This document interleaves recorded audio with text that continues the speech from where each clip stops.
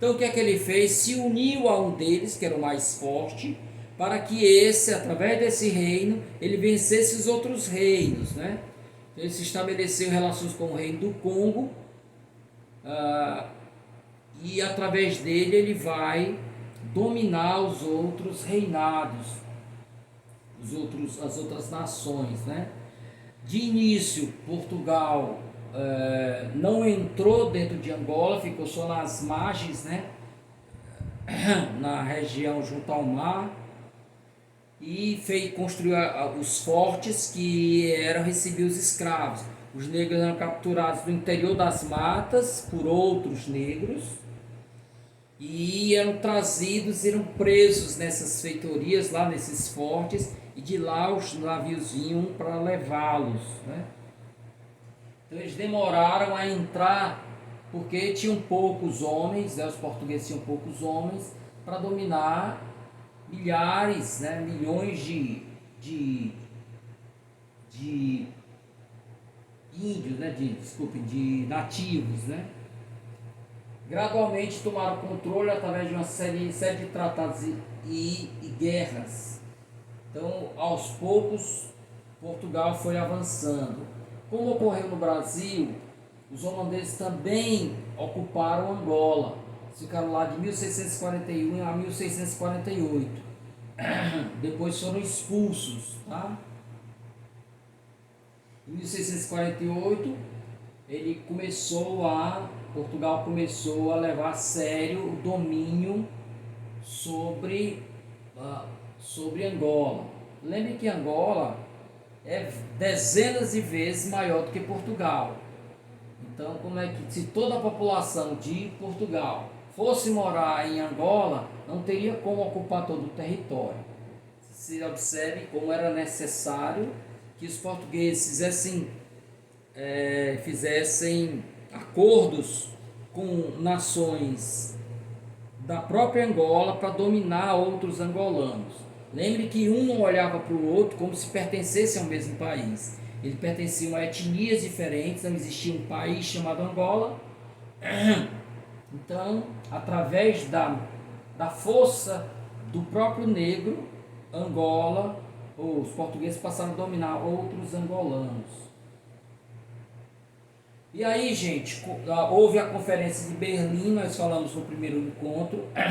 Lá em Berlim, as nações europeias, as potências europeias, dividiram a África entre eles.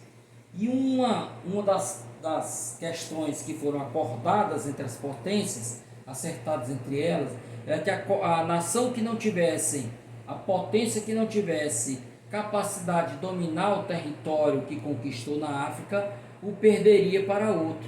Por isso Angola se desesperou, por isso Portugal se desesperou em dominar toda a colônia, para que não caísse nas mãos de outros, né? A partir dos anos 50, começou a se pensar a ideia de se tornar independente de Portugal. Angola via os países vizinhos se tornando independentes e quis também se tornar independente. Então é criado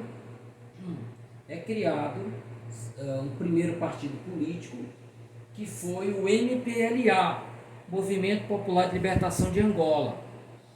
Esse MPLA estava ligado principalmente à etnia Angundo e também à população mestiça. O MPLA tinha orientação marxista, ele olhava para a União Soviética. Criou-se depois um outro partido político chamado FNLA. Este FNLA, ele era, ao contrário do MPLA, ele era capitalista, né? Então ele estava ligado aos Estados Unidos e ao Zaire. E finalmente a UNITA, que também tinha um viés socialista, mas um socialista ligado à China. Então, nota, esses partidos políticos que nasceram para trazer a independência para Angola, libertá-lo, tomá-lo da mão do colonizador português, estamos falando da década de 60, eles começaram a disputa interna. havia tanta ideologia política diferente, como eles eram ligados a etnias diferentes também. Então o que se viu foi, após a independência de Angola, através do MPLA, os outros partidos entraram em confronto com o MPLA, e o que se viu foi uma guerra interna, né? Uma guerra interna, que é responsável por muito da miséria que até hoje ainda existe, ok? Então aí eu conto todinho como é que se deu essa guerra civil, a vitória sobre Portugal e depois uma guerra interna, né? FNLA, MPLA e UNITA brigando entre si. Aqui o cenário da guerra, né?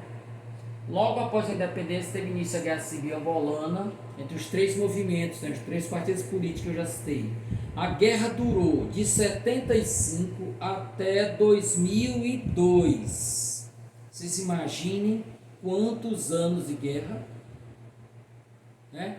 Então, morreram milhares de pessoas e a destruição de toda a infraestrutura, estrada, linha férrea, ponte, aeroportos, né?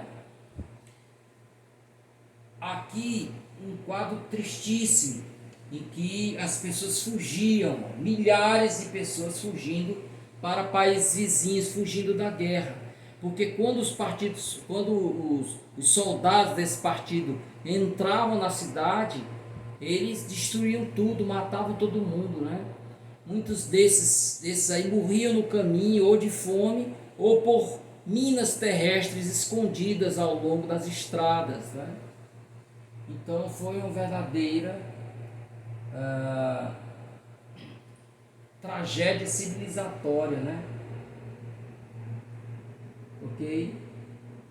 Bom, aí o MPLA vence a batalha, a disputa com os outros dois partidos, institui regime de partido único, e assim ficou até 1990, quando o MPLA se abriu para eleições democráticas. Só que o MPLA acabou vencendo as eleições, e aí retomou de novo a guerra, né, pelo menos um princípio de retomada, mas que um dos líderes foi morto e por fim a guerra terminou com esse saldo terrível, né? E aí, gente, eu tenho mais algumas informações aí sobre o país, se vocês quiserem, aqui os links aí, quem que tiver mais interesse em estudar a história de Angola. Para fecharmos a nossa aula, os 7 períodos literários de Angola. Então nós vamos dar uma paradinha pequena e a gente volta com esse assunto.